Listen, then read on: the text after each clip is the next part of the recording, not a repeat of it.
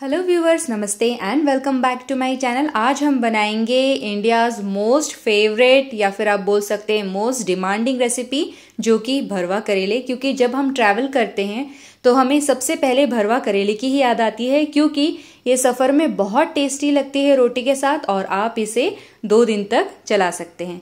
तो चलिए, बड़ी आसान सी रेसिपी मैं आपको यहाँ पर बताने वाली हूँ और आप भी बनाइए और मुझे ज़रूर बताइए कि ये भरवा करेले की रेसिपी आपको कैसी लगी। तो सबसे पहले आपको यहाँ पर ले लेना है करेला। करेले को मैंने आधे घंटे तक नमक वाले पानी में भिगो के रखा था ताकि इसका कड़वापन थोड़ा कम हो। तो यहाँ पर आपको आधे घंटे तक पानी में रखने के बाद इसे अच्छी तरह से रगड़ रगड़ के धो लेना है और उसके बाद आपको इसे निकाल लेना है। तो यहाँ पर मैंने करेले को निकाल लिया है, इसे थोड़ा पैट ड्राई कर लिया है कपड़े से, क्योंकि हमें बाद में इसे शैलो फ्राई करना है। तो अब इस करेले को हम इस तरह से बीच से काटेंगे और इसके अंदर का जितना भी बीज पार्ट है, जो सेंटर का पार्ट है, उसे आपको बाहर निकालना है। कुछ इस तरह से मैं यहाँ पर अंगूठी की मदद से निकाल रही हूँ, क्योंकि ये मेरे को बहुत कन्वीनियंट लगता है। अगर आप चाहे तो आप स्पून से भी इसे निकाल सकते हैं, बट अंगूठी की मदद से ये आसानी से बाहर निकल आते हैं। तो यहाँ पर आपको सारे बीज का जो पार्ट है, इसका सेंटर पार्ट है, इसका जो सीड है, ये सब आपको पूरी तरह से बाहर निकाल लेना है।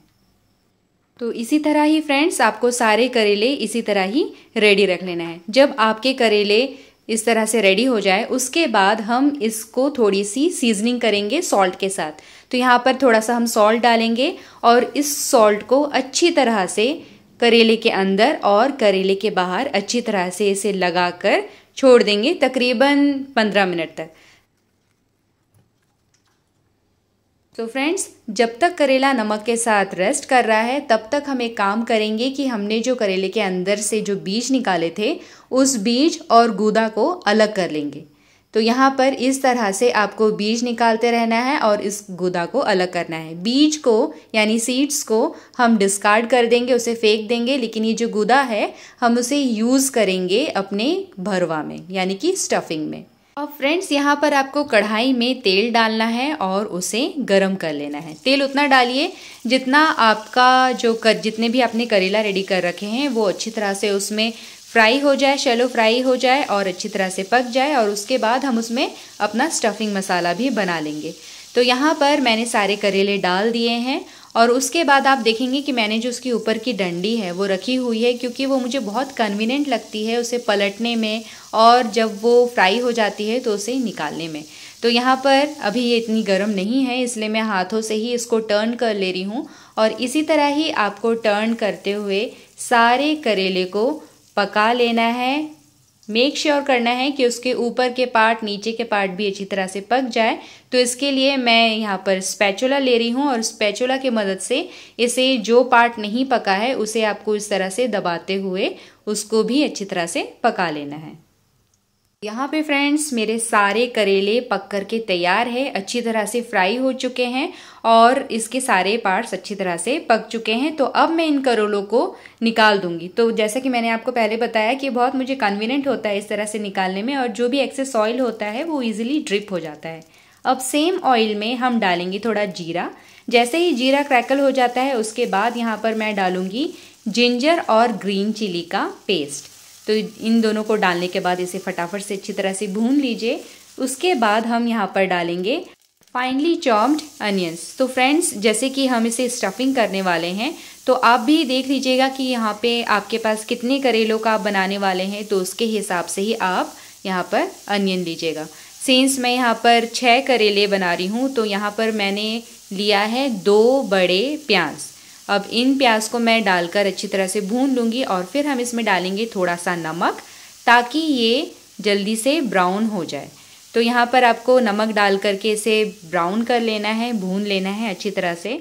जैसे ही आप इसका कलर चेंज देखें, जैसे ही ये ब्राउन हो जाता है, उसके बाद हम यहाँ पर डालेंगे करेले का वो पल्प जिसे आपने बीज के साथ अलग किया था। तो वो भी प्याज के साथ भून लेते हैं अच्छी तरह से।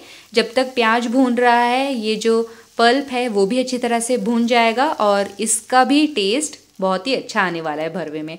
तो इसे जब आप अच्छी तरह से भून लें, जब ये अच्छी तरह से ब्राउन हो जाए, उसके बाद हम इसमें डालेंगे फाइनली चॉप्ड टोमेटोज़। तो टोमेटोज़ भी मैंने इक्वल अमाउंट में ही लिया है, जितना मैंने ओनियन लिया है उतना ही अमाउंट में मैंने टोमेटोज़ लिया है। तो 2 बड़े टमाटोज़ लिए हैं यहाँ पर, और उसे भी डालकर मैं अच्छी तरह से भून लूँगी जब तक कि ये मैशी नहीं हो जाता। तो जैसे ही आप देखें कि आपका जो टमाटर है वो अच्छी तरह से पक चुका है, गल चुका है, मैशी हो चुका है, उसके बाद हम यहाँ पर कुछ मसाले डालेंगे। जैसे कि सबसे पहले हम यहाँ पर डालेंगे आमचूर पाउडर, फिर इसमें डालेंगे हल्दी, अब डालेंगे इसमें गरम मसाला, साथ ही साथ डालेंगे धनिया पाउडर, ये थोड़ा ज़्यादा डालेंगे, फिर इसमें डालेंगे स्वाद अनुसार नमक, और अब इन सब चीज़ों को हम मिक्स कर देते हैं। तो यहाँ पर इन मसालों को अच्छी तरह से मिक्स कर देना है स्टफिंग के साथ, और इसे थोड़ा सा पकने देना है। साथ ही साथ मैंने यहाँ पर सौंफ और जीरा को भून करके थोड़ा पीस लिया था, और वो भी मैं इसमें ऐड कर देती हूँ, और उसके बाद वापस से इसे मिक्स करते हुए पका लेते हैं। तो यहाँ पर फ्रेंड्स जब मसाले अच्छी तरह से भून जाए, पक जाए, तो इसका मतलब है कि हमारा जो भरवा है, हमारा जो स्टफिंग है वो बनकर के तैयार है। और एंड में आप फिनिश कीजिए इसमें फ्रेश कोरिएंडर लीव्स डालकर। तो यहाँ तैयार है इसका स्टफिंग। ये अभी काफ़ी गर्म है, तो इसे ठंडा होने देते हैं, और जैसे ही ये आपका स्टफिंग ठंडा हो जाए, उसके बाद जो आपने करेले फ्राई करके रखे थे उसके अंदर हम इस तरह से भर देंगे। तो ऐसे ही एक एक करेला को आपको लेना है और इसे भर लेना है। सो फ्रेंड्स, है ना काफ़ी आसान सी रेसिपी भरवा करेले की। तो आप भी इसे बनाइए, और ये बच्चों को भी बहुत पसंद आता है। और अगर बच्चों को पसंद आया तो प्लीज़ इसे लाइक कीजिए, शेयर कीजिए, ताकि दूसरे लोग भी इसे बना पाए। और साथ ही साथ मेरी वीडियो को सब्सक्राइब कीजिए, ताकि मुझे इसी तरह ही आपका प्यार मिलता रहे। Thank you so much for watching. I will see you with my new recipe. Bye bye.